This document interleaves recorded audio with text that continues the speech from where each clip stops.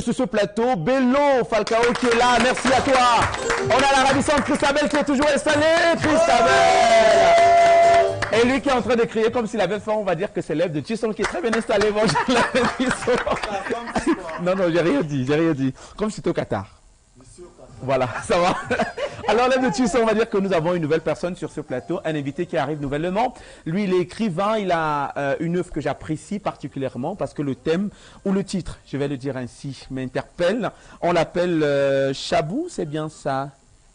Chabou, Chimoun, bonjour et bienvenue sur ce plateau. Merci beaucoup.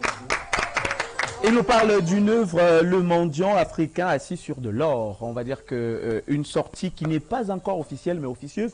L'année dernière, ça il faudrait le préciser, j'ai pris la peine de lire la 4e de couverture. C'est un véritable régal, préfacé par un Malien. C'est ça, je ne me trompe. Alors, je vais faire ma note de lecture avec vous en lisant simplement la préface, si vous voulez, hein, quelques lignes. Ça vous dit ? D'accord. Alors, Le mendiant africain assis sur de l'or est un livre qui montre toute la désolation que doivent avoir les habitants du continent africain qui, si riche en matières premières, la mendicité qui a pris l'ampleur, faute de richesse psychologique, l'inconfort, la prise de conscience et la refonte des mentalités sont essentielles pour que l'Africain puisse atteindre l'autonomie financière rêvée. Et dans ce livre, l'auteur montre avec exactitude les voies à prendre pour que l'Africain désormais soit autonome. C'est bien ça? Voilà. Wow. Vous comprenez que c'est un livre qui nous interpelle. C'est pas comme le livre du gars qui parlait de la richesse, il donnait des secrets sur comment être riche, mais maintenant on demandait comment demander de l'argent pour publier ce livre. Tu ne peux pas demander, tu peux pas donner des secrets aux gens sur comment être riche et chercher de l'argent pour le publier. Mais après, toi, tu viens pour nous parler d'une mentalité. Ce titre-là me touche beaucoup parce que j'ai un oncle qui est décédé. Il allait à l'aventure, il est mort en chemin. On est venu pour l'enterrer derrière la maison. Et quand on creusait, on a trouvé vraiment l'or derrière la maison. Et ça m'a beaucoup interpellé. J'ai compris que ce titre, ça m'a touché parce qu'on est assis sur l'or. C'est-à-dire que je n'ai rien compris. Non, je dis bien, j'ai compris. On a dit là que le mendiant africain assis sur l'or, ça veut dire ceci qu'on est sur l'or, mais on va mendister ailleurs. Oh, Pinto, est-ce qu'on peut applaudir pour lui? J'ai l'impression qu'il est devenu intelligent. Alors, Bello, je t'explique. Lui, particulièrement, j'ai pas envie de dire un truc qui va faire mal. Donc, lui, il a des moments, des crises d'intelligence, je vais le dire ainsi. Il est intelligent par période, par seconde. Donc, si ce n'est pas sa seconde d'intelligence, il est l'inverse de l'intelligence. D'accord? Mais maintenant, comme il est intelligent, maintenant, c'est ça qu'on applaudit pour lui. Tu comprends un peu? Alors, juste à côté de toi, on a un jeune qui fait bien aussi, comme toi. Il a un livre incroyable qui revient sur ce qui a été dénoncé plusieurs fois par des leaders africains. On sait que l'Afrique, c'est un continent, c'est le continent mère, ça il faudrait déjà le dire. Mais maintenant, un continent qui a énormément de richesses, mais qui tarde à décoller, à avoir une autonomie financière au Cameroun, comme dans certains pays CEMAC. D'ailleurs, il faut préciser qu'aujourd'hui, on parle du cinquantenaire de la Banque des États, oui, du CEMAC. Donc, cinquantenaire, on n'a pas notre monnaie, on est toujours sous le franc CFA. Et là, tu viens de dénoncer comme ça un fléau qui mine le côté psychologique, parce qu'après, tu reviens avec le côté psychologique de la chose, c'est qui est le là, qui est le premier pas qui va permettre aux Camerounais, aux Africains de manière générale, de sortir de cette mentalité. C'est bien ça. Alors, pourquoi l'idée de ce livre? Merci. Bonjour à vous sur le plateau. Bonjour à tous les milliards de téléspectateurs de Radio Internationale qui nous regardent. À présent, vous êtes très appréciés. Déjà, avant de commencer, permettez-moi d'ailleurs de vous présenter mon approbation, ma reconnaissance, parce que je suis très content aujourd'hui d'être encore à la maison, parce que ce n'est pas la première fois que je viens ici. Et ici, c'est chez nous, comme vous l'avez si bien dit. Je suis très content d'être ici. Et je passe aussi un très bonjour spécial à mon papa qui me regarde depuis le village Njitapon. Il s'agit de papa Chinoun Saïd qui me regarde certainement en direct. Alors, pourquoi ce titre? C'est un titre interpellatif, comme vous l'avez si bien dit, le mendiant africain assis sur de l'or. C'est un titre interpellatif. Pourquoi ce titre? Ce titre vient de mon enfance. Pourquoi? Parce que j'ai toujours été très observatoire, j'ai toujours observé les phénomènes qui se passaient autour de moi.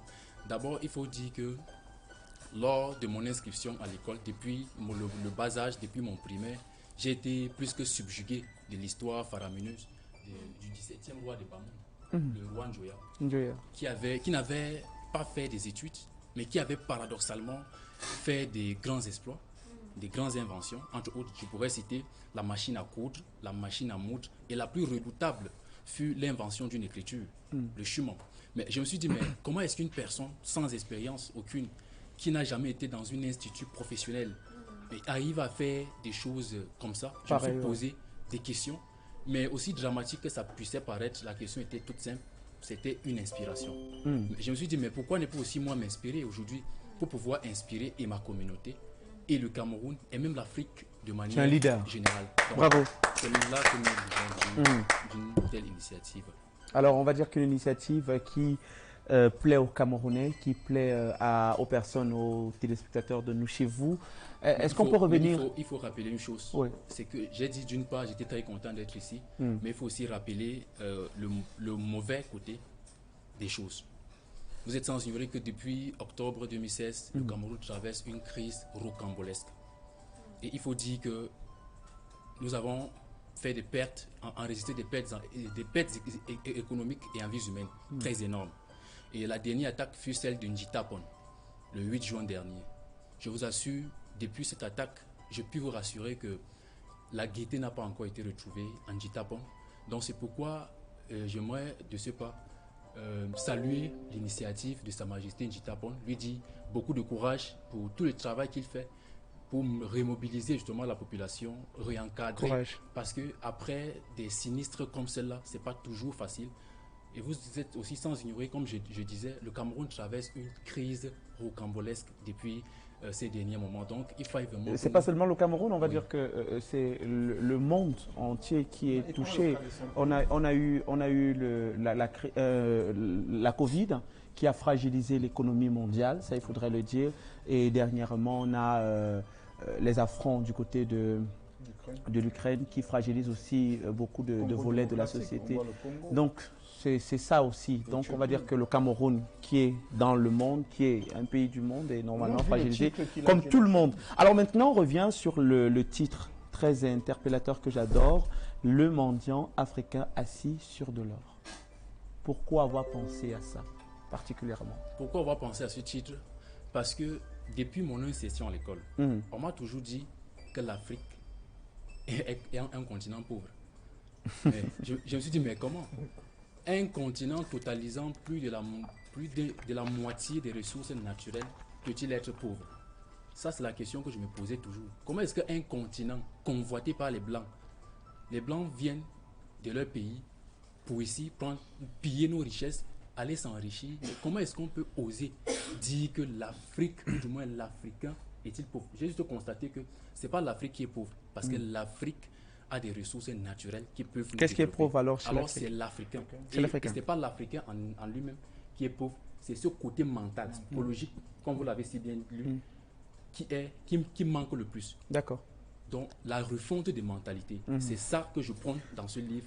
Parce que dès lors qu'on a cette refonte de mentalité, oui, on fait des introspections, on réalise que nous avons en nous-mêmes une force extraordinaire. Voilà, en 64 pages, on va dire que vous donnez des conseils, peut-être, des éléments de solution pour permettre à l'Africain de sortir de ce côté pauvre d'esprit, pour devenir une personne richement équipée pour affronter le futur, c'est ça? Si. Alors, qui t'a accompagné dans cette écriture? Ça a été préfacé par un Malien, ça on le sait déjà. Quel Malien exactement? Qui est l'éditorialiste et tout consort? Il faut dire que l'accompagnement a été fait par un Malien que je salue du passage. Comment on l'appelle?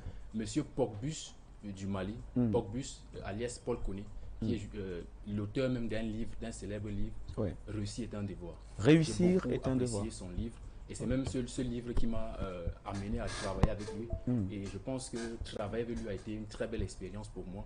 Et d'ailleurs, je vous raconte la petite histoire. C'est que je tombe sur Pokbus comment? J'ai des influenceurs que je suis, des influenceurs positifs. Oui, que je suis. Le grand Valère Bélias, que vous connaissez certainement, il est sur les réseaux sociaux, c'est un Camerounais. Il est en 5e année de médecine en France. Il fait des très Et bons très intéressant. Oui, Moi, je des l'adore. contenus très intéressants, Ouais. Valère Bélias. Donc, je suis connecté sur la page de Valère Bélias.